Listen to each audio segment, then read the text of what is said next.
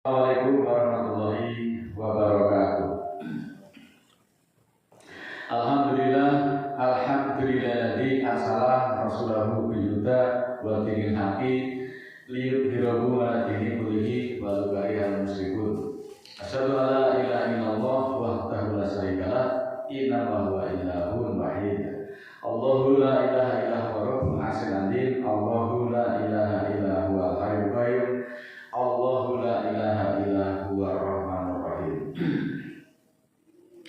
Saudaraku yang dirahmati Allah, Allah telah mencurahkan nikmat yang tak ternilai kepada kita, sehingga pada kesempatan ini kita masih dipertemukan dalam majelis yang mulia ini. Oleh karena itu kita patut bersyukur atas semua ini. Dan saudaraku, setiap manusia yang lahir di dunia ini pasti saling membutuhkan orang lain, akan selalu melakukan tolong-menolong dalam menghadapi berbagai kebutuhan yang beraneka ragam. Salah satunya yang dilakukan yaitu dengan cara jual beli. Secara hakikat, jual beli adalah kegiatan tukar menukar harta dengan harta untuk memindahkan hak orang lain yang didasari atas saling ridho. Transaksi ini juga bertujuan untuk saling memenuhi kebutuhan dan tolong-menolong secara sah sesuai dengan kesepakatan kedua belah pihak yang bertransaksi.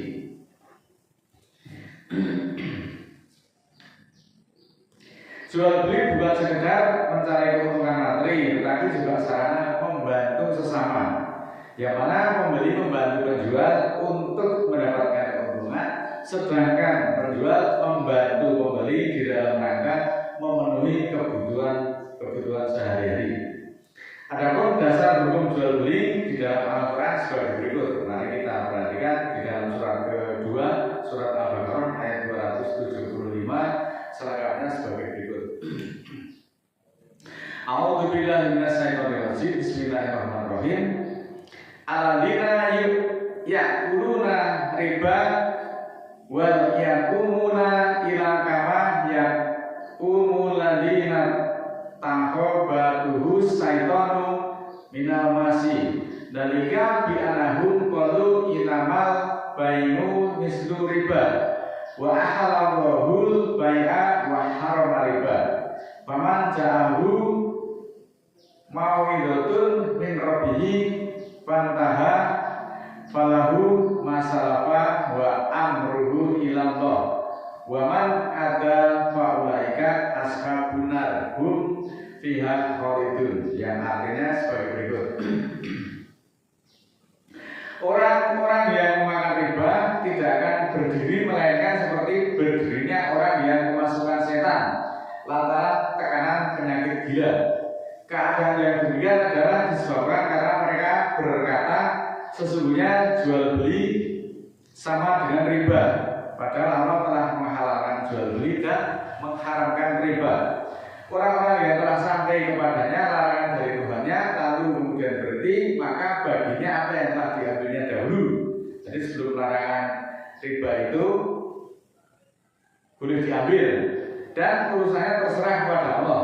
Tetapi orang yang mengulangi, maka orang itu adalah penghuni neraka dan mereka kekal di dalamnya. Itulah dasar jual beli, salah satunya di dalam surat kedua ayat 275. Selanjutnya juga diterangkan lebih lanjut surat keempat ayat 29. Ya ayyuhalladzina amanu la taqulu amwalakum bainakum bil batili ila antakuna tijaratan antar radinkum wala taquluna anfusakum innallaha kana bikum rahimah. Wahai orang-orang beriman, janganlah kamu saling memakan harta sesamamu dengan jalan yang batil, dengan cara yang keliru, kecuali dengan jalan perniagaan yang berlaku suka sama suka di antara kamu. Dan janganlah kamu membunuh dirimu atau membunuh bangsamu. Sesungguhnya Allah adalah Maha Penyayang kepadamu. Di dalam Islam, Allah secara tegas menghalalkan jual beli, namun melarang keras praktek yang mengandung unsur eksploitasi seperti penipuan ataupun kegiatan-kegiatan yang merugikan pihak lain. Allah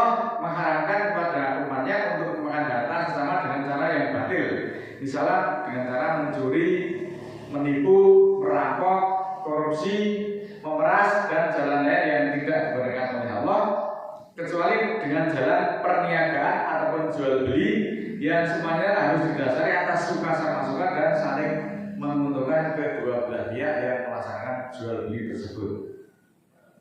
Namun perlu diingat bahwa Allah juga melarang kegiatan jual beli di dalam hal-hal tertentu. Allah berulang kali mengingatkan di dalam Al-Quran agar tidak memperjualbelikan ayat-ayatnya demi keuntungan dunia dengan harga yang murah nilainya. Perbuatan ini telah dilakukan oleh sebagian ahli kitab pada masa lalu dan bisa juga terjadi pada saat ini oleh siapapun yang mengikuti jejaknya. Mari kita simak surat kedua ayat 41. Wa aminu bima anjaltu musaddiqan lima amanakum wala takunu awala kafir bihi wala tastaru bi ayatillahi samanan qalila wa iya fatakun. Dan berimanlah kamu kepada apa yang telah aku turunkan kepadamu, yaitu Al-Quran, yang membenarkan apa yang ada padamu, yaitu yang ada di dalam Taurat. Dan janganlah kamu menjadi orang yang pertama kafir kepadanya. Dan janganlah kamu menjual ayat-ayatku dengan harga yang sedikit. Dan hanya kepada akulah kamu harus bertakwa. Selanjutnya di dalam surat kedua ayat 79, fawailul lilladzina yaktubuna al-kitaba bi aydihim tsumma yaquluna hadza min indillah liyastaru bihi samanan qalila. Fawailul lahum mimma katabat aydihim wa wailul lahum mimma yaksibun. Yang artinya celakalah orang-orang yang menulis kitab dengan tangan mereka, kemudian mereka mengatakan ini dari sisi Allah untuk dirikan dengan nilai yang sedikit. Celaka apa yang mereka tulis dengan tangan mereka dan kecelakaan tentang apa-apa yang mereka kerjakan. Surat kedua masih surat Al-Baqarah ayat 174. Innalladzina yaktumuna ma anzalallahu minal kitabi wa yastaru bihi samanan qalila ulaika mayakuluna fi butunihim ilan nar wala yukallimuhumullahu yaumal qiyamati wala yuzakihim walahum adzabun alim. Yang artinya sesungguhnya orang-orang yang menyembunyikan apa yang Allah turunkan dari kitab dan menukarnya dengan nilai yang sedikit, itulah yang tidak memakan kepada di dalam perutnya kecuali api, dan Allah tidak berbicara kepada mereka pada hari kiamat dan tidak mencerdaskan mereka, dan bagi mereka siksaan yang pedih.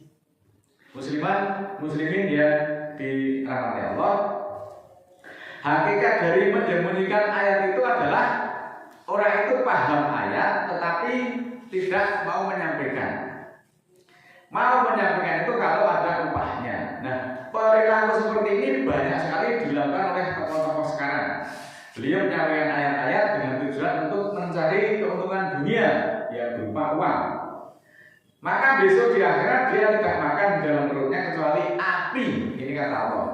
Dan di hari kiamat dia tidak diajak bicara oleh Allah.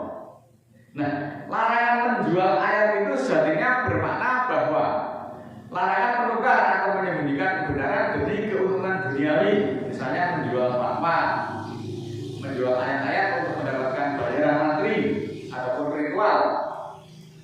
Yang semuanya itu adalah akan merusak syariat.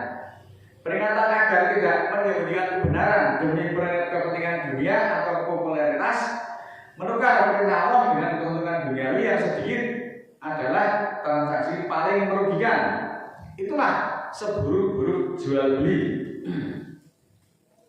Istilah menjual ayat itu merujuk pada tindakan menyalahgunakan ayat-ayat suci ataupun ilmu agama untuk mencari keuntungan dunia berupa popularitas untuk memperkaya diri atau menguatkan pengaruhnya untuk ditaati para murid-muridnya.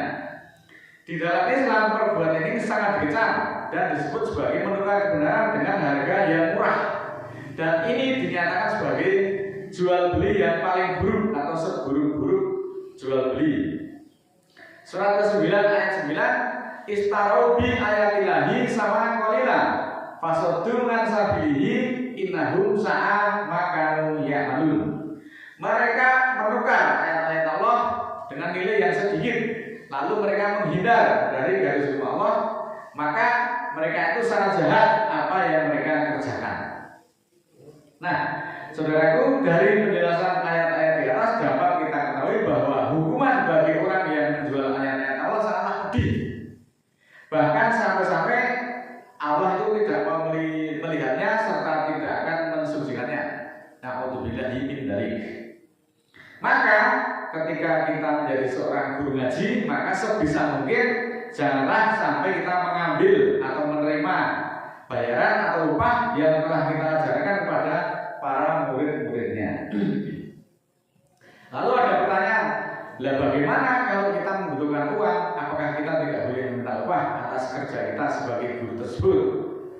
Nah, ini sebenarnya sih boleh-boleh saja, tetapi apakah kita tidak berpikir, apakah kita tidak rugi jika kita hanya mendapatkan bayaran dunia dari manusia yang berwujud uang tersebut atas jerih payah kita dalam rangka kita memberi pelajaran ayat-ayat Al-Quran? Karena jika kita mengajar lalu meminta bayaran, maka kita hanya mendapatkan gaji berupa uang saja dan tidak bisa mendapat upah untuk dibawa ke akhirat kelak. Ini ruginya. Bahkan yang dimakan di akhirat kelak adalah api. Apakah tidak ngeri? Ini betul-betul ancaman Allah yang real ada dalam Al-Quran. Allah itu sudah pasti mengatur masalah rezeki kepada hambanya ketika berada di dunia. Jadi janganlah terlalu mengkhawatirkan masalah rezeki itu. Lebih-lebih kita mengambil bayaran dunia saja dari kerja kita sebagai penyampai ayat. Dapat dipahami bahwa mengambil upah atau dalam mengajarkan ayat tersebut sangat dilarang, apalagi sampai sengaja menjualnya. Ulaika mayaquluna fi butunihim ilanar. Mereka itu sebenarnya tidak memakan atau tidak menelan atau tidak memasukkan ke dalam perutnya, melainkan api. Itu nyata sekali ayatnya. Di akhirat kelak mereka semua akan mendapatkan balasan atas perbuatan mereka yang telah mereka semua lakukan dengan menyembunyikan kebenaran demi untuk mendapatkan upah, yaitu perutnya semuanya akan terisi oleh api yang menyala-nyala. Di dalam Al-Quran, perintah untuk tidak meminta atau menerima upah atas dakwah itu ditegaskan dalam ayat-ayat yang menceritakan para nabi dan para rasul. Tujuannya adalah niat agar dakwah itu semata-mata mencari ridha Allah, bukan untuk keuntungan dunia. Mari kita simak pernyataan Nabi Nuh, Nabi Hud, Nabi Soleh, Nabi Lut, dan Nabi Su'aib. Ini tercantum dalam surat ke-26 ayat 109. Wa ma'as alukum alaihi min ajrin in ajriya ila ala rabbil alamin. Dan tidaklah aku minta upah kepadamu atasnya, atas dakwahnya itu, bahwa upahku kecuali atas Tuhan semesta alam. Jadi jelaslah tidak ada seluruh nabi ataupun rasul yang menjadikan mimbar itu sebagai tempat untuk mencari nafkah. Nabi dan rasul pasti tahu bahwa seburuk-buruk jual beli adalah menjual ayat-ayat Allah. Itabiu Maisa lukum ajron wahum muhtadun. Surat ke-36 ayat 21. Ini surat Yasin. Ikutilah yang tidak meminta upah kepadamu dan mereka mendapat petunjuk. Nah, melalui ayat ini sangat jelas loh, bahwa Allah itu memerintahkan untuk tidak mengikuti orang yang di dalam dakwahnya itu menerima atau meminta upah. Kurang jelas apalagi dengan ayat ini. Berdakwah dengan dan mencari nafkah itu adalah sebuah medan perjuangan yang berbeda. Ikutilah yang tidak meminta upah apapun kepadamu atas dakwahnya, dan mereka adalah orang-orang yang mendapatkan petunjuk. Ini adalah ayat yang menegaskan pentingnya ketulusan di dalam menjalankan setiap aktivitas dan tidak mengharapkan apalagi meminta imbalan materi. Mari kita simak lebih lanjut surat ke-6 ayat 70.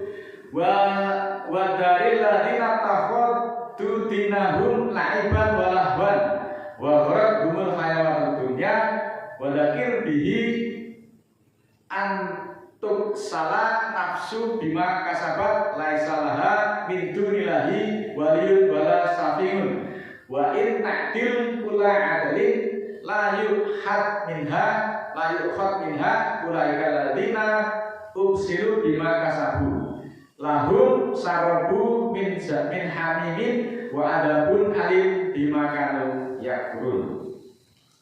Dan tinggalkanlah orang-orang yang menjadikan agama sebagai main-main dan sendal gurau, dan mereka telah ditipu oleh kehidupan dunia. Peringatkanlah mereka dengan Al-Quran agar masing-masing diri tidak dijerumuskan di dalam neraka karena perbuatan sendiri. Tidak ada baginya pelindung dan tidak pula memberi syafaat selain dari Allah. Dan jika ia menebus dengan segala macam urusan, niscaya tidak akan diterima daripadanya. Mereka itulah orang-orang yang dijerumuskan ke dalam neraka disebabkan karena perbuatan mereka sendiri. Dan bagi mereka disediakan minuman dari air yang sedang mendidih dan azab yang sangat pedih disebabkan kekafiran mereka dahulu.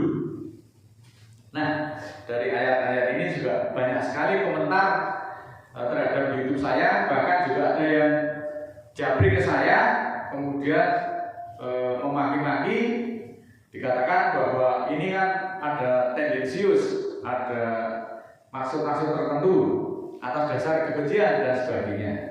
Nah, justru saya ini mengingatkan dengan kasih sayang agar tidak terjerumus ke dalam api pembakaran kalau orang itu mau mikir. Lagi pula tahap ayat kok sengaja dilanggar, itu kan namanya agama ya, untuk olok-olok dan permainan. Agama, ayat-ayat perbedulanan, ya ditinggalkan saja perintahnya seperti itu. Mereka itulah orang-orang yang dijerumuskan ke dalam neraka. Kok ya mau diikuti orang-orang seperti itu? Apakah kita tidak berpikir? Maka sekali lagi, marilah kita tidak melakukan jual beli ayat-ayat Al-Quran, karena itu adalah seburuk-buruk jual beli. Kalau kita mau menyampaikan, tujuan kita hanyalah mengharap ridha Allah semata-mata. Itulah yang disebut perjuangan. Nanti Allah sendirilah yang akan memberi bayaran atas perjuangan kita di akhirat kelak, dibayar dengan surga dan penuh dengan kenikmatan. Daripada kita meminta bayaran yang sedikit berupa uang ataupun berupa kedudukan ataupun berupa pengaruh, tetapi nanti diganti di akhirat dengan apa yang ditelan itu semuanya berupa api yang menyala-nyala. A'udzubillahi minasyaitonir rajim. Bismillahirrahmanirrahim. Allahumma firli walil mu'minina wal mu'minat al-ahya'i minhum wal amwat innaka sami'un qaribun mujibud da'wat innaka 'ala kulli syai'in qadir. Rabbana la tu'akhidna in nasina aw akhtana. Rabbana wa la tahmil 'alaina isran kama hamaltahu 'alal ladzina min qablina. Rabbana wa la tuhammilna ma la taqata lana bihi wa'fu 'anna waghfir lana warhamna anta rabbana fansurna 'alal qawmil kafirin. Rabbana ighfir lana dzunubana wa kaffir 'anna sayyi'atina wa tawaffana ma'al abrar. Rabbana la tuzigh qulubana ba'da idh hadaitana wa hab lana min ladunka rahmah innaka antal wahhab. Rabbana ighfir lana wa li ikhwanina alladziina sabaquna bil iman wa la taj'al fi qulubina ghillan lil ladzina amanu rabbana innaka ghafurur rahim. Rabbi auzi'ni an azkura nikmataka allati an'amta 'alayya wa 'ala walidayya wa an a'mala shalihatan tardahu wa aslih li fi dzurriyyati inni tubtu ilaika wa inni minal muslimin. Subhana rabbika rabbil izzati amma yasifun wa salamun 'alal mursalin walhamdulillahi rabbil alamin. Wassalamualaikum warahmatullahi wabarakatuh.